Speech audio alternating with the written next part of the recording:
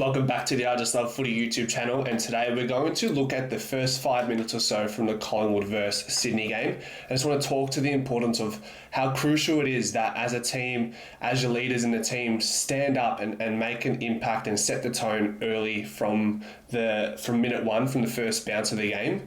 And it just goes to show that it doesn't matter who you are. You could be the Dynasty Hawthorn, the Dynasty Richmond, the Dynasty Brisbane. If you have a shit start, as bad as Collingwood had in this game, it's very hard to play catch-ups in that sense. It's like when one player makes a mistake or doesn't do one thing or the other, it sort of just permeates within the team and spreads like a cancer. So let's have a look at it and break it down bit by bit and see what we can hope that Collingwood amend moving forward into this game against St Kilda. Warner gets ahead of Crisp there. All right, first moment. Crisp taking on, good. And intercepted. So if we just go back for a second here, just look at an opportunity that Crisp had here. Pendles does well, nice and clean. Crisp gets the ball. I'm probably suggesting that this is on now. You can see here, I think this is Grundy covers the goalie pass. So just get this one going early, and then Degoe is that subsequent overlap, and then you've actually got Josh Dacos over here to get it out outside on the wing as a more safer option further down the track. So let's see how this obviously pans out. So he burns Dacos and looks to draw Isaac Heaney, which is fine, but Isaac Heaney ends up doing really well.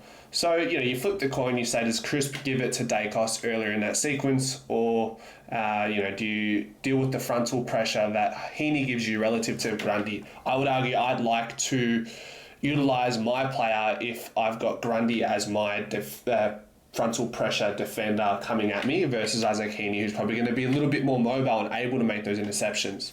So, yeah, like I said, we see Heaney intercepts this really well, and then Pendle tries to get ground moving forward. So there's an early mistake, marginal, but this is what happens at the top of the game. All right. Heaney finds Amadi. Dyson Waters really well, and then a shot on target. And how desperate lunge, really good. All right, so just bringing this back here, just want to talk about Jack Crisp here as well. Isaac Heaney has been the best player of the last 2 rounds. So the emphasis should be stay man tight with Heaney and don't let him get loose, and then put as much body on him in the contest as possible. He's a contested bull, so you want somebody to hold him down here. In this situation, we've got Crisp and Heaney, and then as you can see, as the bounce comes through, Heaney sort of just gets on his way, and Crisp is just sort of nowhere near at this point. And then Darcy does really well, and then Dean just overruns this. And we saw the game that Dean ended up having with his judgment and composure.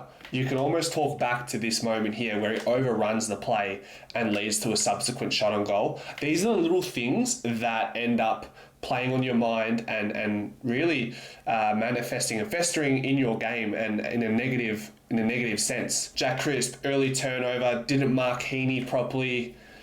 He ended up having one of his worst games for Collingwood, and he's usually considered Mr. Consistent, so we'll look for him to bounce back against St Kilda. Howe finds the goalie, nice. Maynard here. Just a slight miss hit there.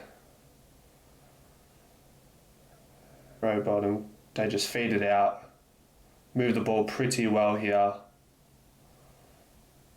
And then going back here, Logan. So sort of just feed it out. Kind of hard to tell if our zone was set up properly here, because there's not really much of a camera angle, so we'll leave that.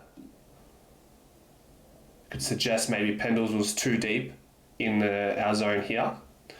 Maybe he could have pressed up, and then if our zone set up like that prior to the kick, or a little bit wider, maybe this player doesn't get it.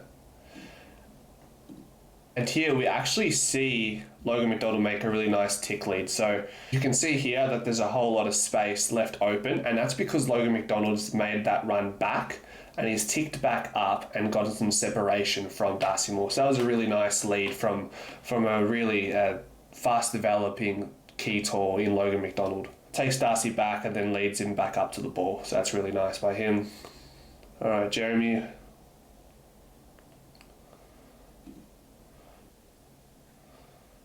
This is a good kick from Charlie. I don't mind that. Maybe a little bit of misjudgment by Darcy Cameron here. Crisp reads that really well. Splits some forwards between Papley, Isaac Heaney and Grundy. Looks for that quick handball receive. How he gets it.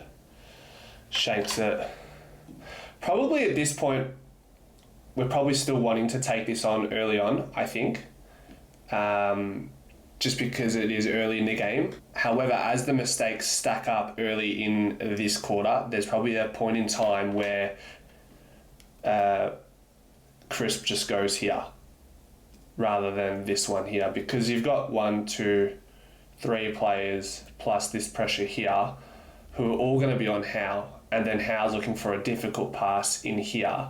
So as this play unfolds, there's going to be a lot of pressure to make this tough pass, whether it be here or here. So we see as it unfolds, gives the hands, sort of just shanks. So he gets lucky because we've got numbers in the middle. Good pick up by Pendles. Turnover by Maynard from an experienced defender there. Don't stick a tackle. And then Quaynor puts pressure on the ball. Fox takes the mark. So there was one moment there where we didn't stick the tackle. You want to look at where that stems from. Well, the game ended up being 51 to 71 tackles in Sydney's favour. So you'll see a couple more moments in this where our inability to stick tackles early in the game ends up, proving its weight at the end by way of the tackle stat count. And it felt even more exacerbated because the tackles that Sydney were able to stick hurt us even more. So 71 tackles were more than just a number. They actually came back with interest.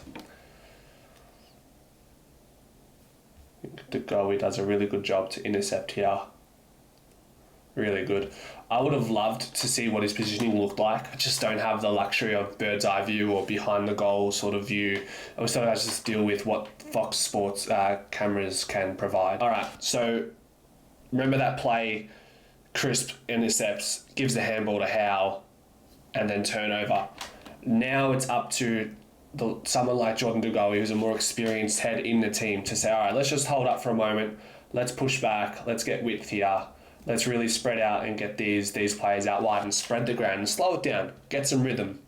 Like I said, once this game was all said and done, there were 28 of Collingwood's defensive transitions that were intercepted out of our attempted 38 for the game. And these are this isn't when you say this isn't an intercept, this is just the ball that goes out of bounds. It's as good as an intercept because it gives Sydney an opportunity to win the stoppage. Yeah, I just would have liked to have seen maybe to go, we just settle here for a sec, rather than going for this long 50-metre kick that needs to be perfect and land in the hole for Ash Johnson, but it doesn't. Just before I let this play out, just note that Lipinski and Warner are on each other here. So next to Isaac Heaney, the next person you probably want to be most worried about in these situations is Chad Warner. So let's see how this goes. Lipinski loses him here, sort of pushes into the corridor and then leaves Warner open, and then obviously Crisp has to cover more than what he should have in this situation. Crisp gets stepped quite easily there, which talks to our inability of being able to tackle on the night even more. Crisp, good double effort, isn't able to really stick anything. Would have been nice for Lipinski to be involved there. If it was his direct man, but then he just ran off into the corridor to cover that zone, maybe a better decision next time is to stick with Warner in the contest there in particular.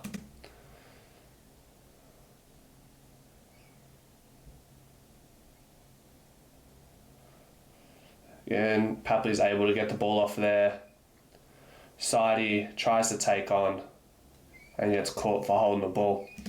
So just some experienced heads. Like I said, we're looking at Crisp making mistakes, Maynard making mistakes, Jeremy Howe making mistakes, Sidebottom making mistakes. Nick Dacos wasn't able to hold Papley there in that tackle. These are the moments that really sort of set up how the game panned out, and it really felt like that. And sometimes you can get out of these ruts when you have such a bad start, but it's not ideal, and it certainly didn't work out well for Collingwood in this game. So at this point, 5 minutes into the game, where we've spent 3% of our time in our forward half and 97% in Sydney's forward half. So just to add to all the mistakes, just this repeat inside 50 pressure that just breaks you down as a team defensively. Like eventually you're going to get so tired and so exhausted from these repeat efforts. Something's got to give. So we can see here Darcy kicks to a contest initially, but Melican playing loose, intercepts. Okay. So pause that here. So everything here, from here to here, looks pretty good. We've cut off this player here, we've cut off these players here. There is a hole here though, and I think maybe we can have Jack Crisp step up half and half, and then Nick Dacos also steps up just to cover that zone. I think we're a bit too passive with our zone here, sitting inside 50. I think, Isaac Heaney, he can find a pass, and you can see where his eyes are. He is looking for this, as you can see. So let's see how that pans out. And there's plenty of time, there's been about 4 or 5 seconds that's gone past there, and only now Crisp has realised, oh boy, I've got to cover this here. Nick Dacos still sort of trotting along, not really identifying too much going on there. And then here I think this is Elliott. He's sort of just daring Heaney to try play this. He's on the front foot, and then also Myercheck is ready to get this. And then I think that might be side bottom is also ready for that. In the end, it's too late, and then DeGoey here just live to the opportunity that there is this hole here. I think in this situation though, even in this situation, DeGoey does a quick head check to see what's going on here, and in retrospect he takes that step back and actually marks it rather than it just being like an intercept spoil. Sadie takes on, turns over again. Very uncharacteristic of Sadie to do that. We saw it so much early in this game. He'll bounce back though. Pendle's really clean. Dacos does well here. Sadie turns over, and the damn walls finally open after all those efforts. So we see here, Sadie.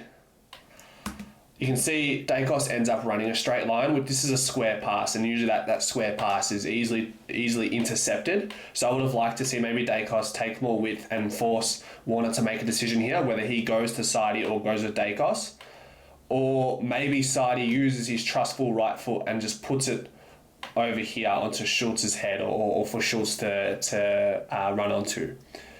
But yeah, there were some options there that maybe could have been better in this situation, but in the end, you're under that much pressure for an extended period, 5 minutes and even longer. Eventually something's going to give way, and Sadie makes his 3rd or 4th mistake here, and it results in a goal.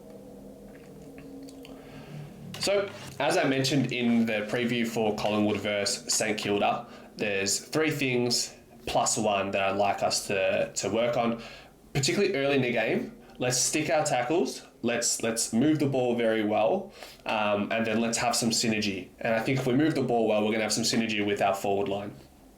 However, if these things aren't working out after 1 or 2 attempts, let's take that moment just to stop, slow down, come off your man, switch the ball, get some width. Josh Dacos and Sadie are really good at finding some width on either side of the grounds. So looking for that as a contingency. And it seems like maybe it's not something we're entirely used to seeing because we've been able to go without being impeded. But now, after certain teams have done their research, now's a chance for Collingwood to go, okay, well, they've done their work on us, and it looks like we're going to have to play slow sometimes. We're going to have to go wide. We have to go wide to come inside. So that's what I'm looking forward to the most this Thursday, and hopefully the first 5 minutes is better than this, and then we can really catapult off a good 5 minutes in the game. If you're interested to hear more about how this game panned out in the latter quarters in the second, third and fourth, then considering watching this video where I do pretty much a full breakdown of why Collingwood are 0-2 off after that game against Sydney. Thanks guys, see you next time, bye.